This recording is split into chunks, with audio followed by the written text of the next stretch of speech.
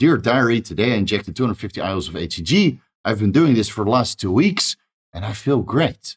But I want to see what's behind door number 2. I'm going to go to 500 IUs HCG 3 times per week for the next 2 weeks and see if I feel better.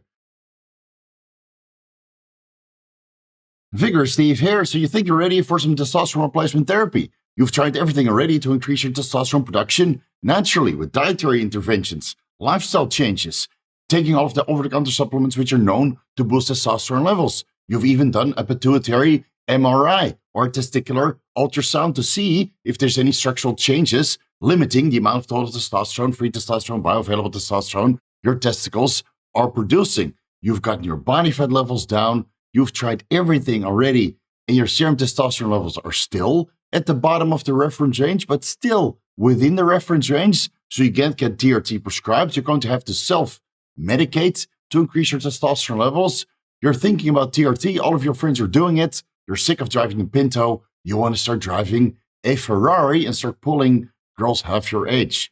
That's all fine and dandy, but there's a couple things you can try first. Honestly, I wish somebody told me about these 2 alternatives before I started dabbling with performance-enhancing drugs and taking anabolic androgenic steroids for testosterone replacement therapy purposes. One of the reasons I'm currently running to get my wife pregnant. But before we get into it, please like the video, leave a comment for the algorithm, and consider subscribing if you haven't already. And if you want to support the channel, you can do so by joining either the YouTube or Patreon memberships, where you can vote for upcoming deep dives, or join the weekly Vigorous Q&A, which is always on Saturday, private for an entire hour before we go public, and it turns into a super chat, super flood. Let's see if the pituitary to the testicular signal is lacking, or if the testicular function is lacking, which is one of the reasons why your testosterone levels are so low. On your blood work, you would see with longitudinal data if your luteinizing and follicle-stimulating hormones are chronically low. If your estradiol levels are chronically high, it's probably because your body fat levels are too high. You need to adjust that first with zinc or dinomethane, calcium D-glucarate, getting your body fat levels down, eating a little bit healthier, right? It sounds like a broken record, but man, you still got to mention it here and there just to make sure that we're all on the same page here. Get healthy, address your estrogen levels that way by lowering your body fat levels. If your estrogen levels are in range and your luteinizing hormone and follicle-stimulating hormone are still subpar, and thus your total testosterone, free testosterone, bioavailable testosterone, and estradiol levels and DHEA, DHEA sulfate, pregnenolone, and pregnenolone sulfate are all below or at the bottom of the reference range. Let's address that with selective estrogen receptor modulators, SERMs, first. Now, I don't think that SERMs are sustainable. Clotting risks, or ocular changes, changes to your blood work parameters, liver enzymes increasing, IGF-1 levels going down. They are not sustainable, but they're worth to trial for maybe 6 weeks to 8 weeks to see if you respond to them. So you can choose between Enclomiphene, which doesn't have so much clinical evidence behind it because it's a reasonably new compound. It is part of a Clomid. It has 2 isomers, Enclomiphene and Zuclomiphene. And, with the limited scientific evidence that we have based on Zuclomiphene and Enclomiphene alone, we can extrapolate that most of the common side effects associated with Clomid are related to Zuclomiphene and not the Enclomiphene. But if you look at the medical literature, there's basically 100 studies on Enclomiphene alone. So there's not so much clinical evidence and scientific, data to pull from. So I would say use them for a short period of time. The dosing, though, is going to be exactly the same, 25 milligrams Enclomiphene or 25 milligrams Clomid, because Zuclomiphene and Enclomiphene have a very comparable receptor binding to the estrogen alpha and beta receptors.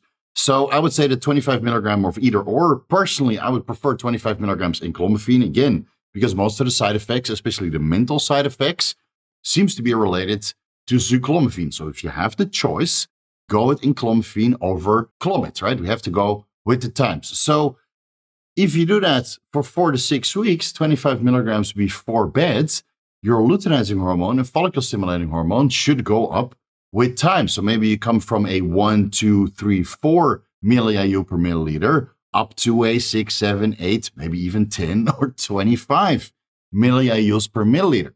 This way, it's not the hypothalamus or the pituitary that's failing in testosterone production. It might be the testicles or still your lifestyle that you thought you were improving, but you couldn't really cut it to the point where testosterone levels increased.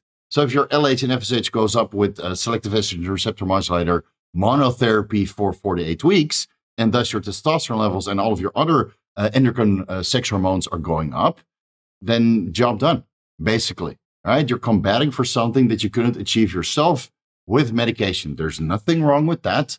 Still, I don't think it's sustainable. Some people stay on enclomiphene monotherapy for a year or longer, right? You have to do your blood work, do your due diligence, see if you get any ocular changes, see if you have any clotting risk by checking your clotting factors on your blood work, look into your genetic makeup, right? Is there any instances of aneurysms or blood clots, right? Please, guys, be careful. Maybe you're happy there. Maybe you keep it there. Maybe you feel perfectly healthy. TRT is not for you. You're just, sticking with enclomiphene monotherapy. Totally fine. Many people do.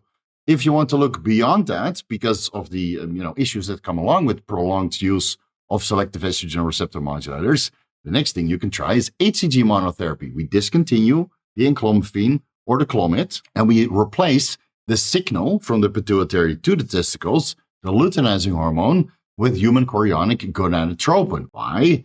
Because there's a combination receptor on the testicles called the luteinizing hormone chorionic gonadotropin receptor. It responds to either LH or HCG.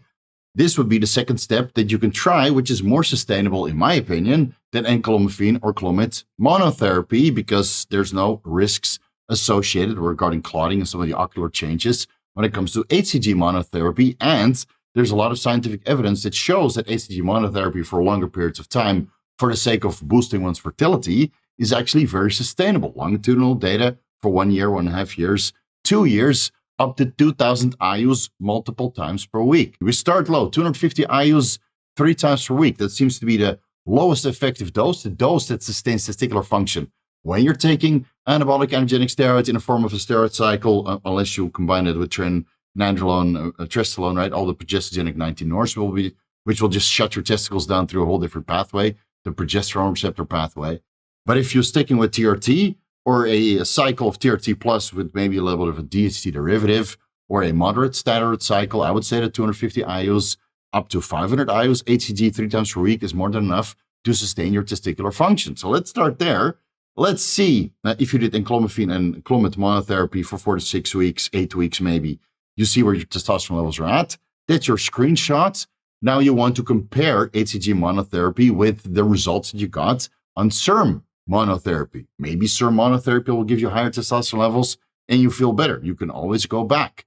But if HCG monotherapy makes you feel better because you only produce that much LH and FSH on 25 milligrams enclomiphene or Clomid, then ramping up the dose of HCG over time, depending on how you respond, might yield more higher levels of your total testosterone, higher levels, more favorable levels on your estradiol levels and your neurosteroid levals, DHEA, DHEA sulfate, pregnenolone, pregnenolone sulfate, and everything else that's in between that most clinics don't really test for, unless you do a Dutch saliva test. I'll link it down below.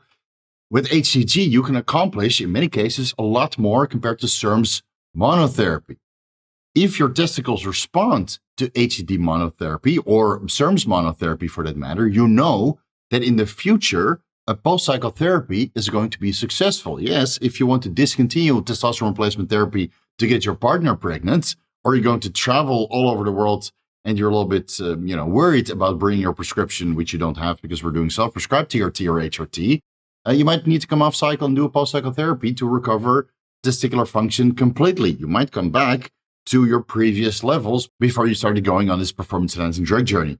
So if you see that the HCG or the SERMs are effective, then you know in your heart, you have a clear conscience that when you're ready to discontinue the testosterone replacement therapy, hormone replacement therapy, or a steroid cycle in the future, whether that's 3 months from now, a year from now, decades from now, you know it's going to work. You have the clinical evidence on your blood work that it's working. LH went up, FSH went up, total testosterone levels went up, and all the other hormone markers went up on SERMs monotherapy, and total testosterone went up, estradiol went up, DHEA sulfate, pregnenolone sulfate, DHEA pregnenolone all went up on HCG monotherapy.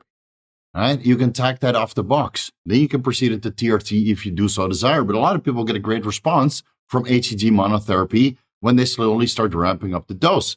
So you maybe start with 250 IUs 3 times per week for 1 to 2 weeks. You can assess how you feel. You write that in your, soon to be on TRT diary. Dear diary, today I injected 250 IUs of HCG. I've been doing this for the last 2 weeks and I feel great. But I want to see what's behind door number 2. I'm going to go to 500 IUs HCG 3 times per week for the next 2 weeks and see if I feel better. You keep doing this until you feel flawless, but water retention starts to go up. This probably means that the dose of testosterone and the conversion into estradiol is unmanageable with the supplementation protocol that you have, right? Zinc, diethylmethane, calcium D-glucarate helps to keep serum estradiol levels in range. And there's a whole laundry list of aromatase inhibitors you can choose from. Some of them are natural, some of them are medicinal. If you really want to go that high on your HCG monotherapy, you might want to have some aromasin on standby to keep your estradiol levels in range. But as you're ramping up the dosages of HCG, let's say you end up at 1,000 IUs every single day, and your testosterone levels are slightly superphysiological on the masculine reference range that goes up to 1,000 or maybe even 1,100 nanograms per deciliter, not the feminist reference range. It's 830 nanograms per deciliter, right? Maybe in Canada or Europe or Australia, that's the reference range they follow there. But in most masculine countries, even in Thailand, I think the reference range up to like 890 nanograms per deciliter. Pathetic. Absolutely pathetic. It should be 1,000, 1,100 nanograms per deciliter. Let's just, cut the crap. Medical field, please. 1,000 to 1,100 nanograms per deciliter. That's the upper reference range. And if men want to bring their levels to the upper reference range, just let them do it. So again, let's say you ended up at the highest dose of HCG at 1,000 IUs every day, or maybe 2,000 IUs every other day, which is clinically recognized for fertility purposes, and your estradiol levels are unmanageable with over-the-counter supplements.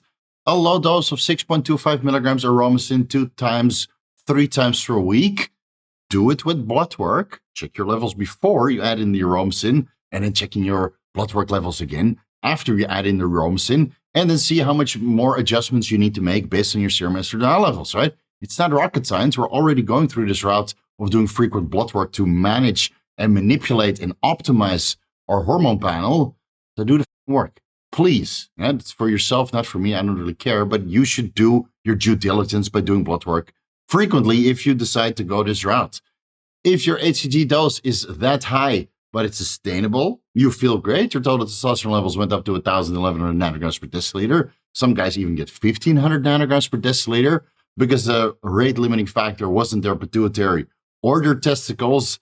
It was maybe outside stressors. Again, maybe their lifestyle changes weren't intervening enough for their testosterone levels to get up that high. And then you replace that lack of effort. Again, sometimes it's out of your hands with the medication. There's no problem with that if you do your blood work and you manage your life accordingly. I'll leave it here. Thank you guys so much for watching. You can find everything that I'm associated with down below in the YouTube description section. All of my affiliates and sponsors are there. I have more on my website, vigoroussteve.com, free articles for your reading pleasure. Vigorous crew, you guys know what to do. A friend of a for you guys. Follow me on Instagram and TikTok at vigoroussteve. Thank you guys so much for watching, and I'll see you in the next video about how to actually design your first steroid cycle.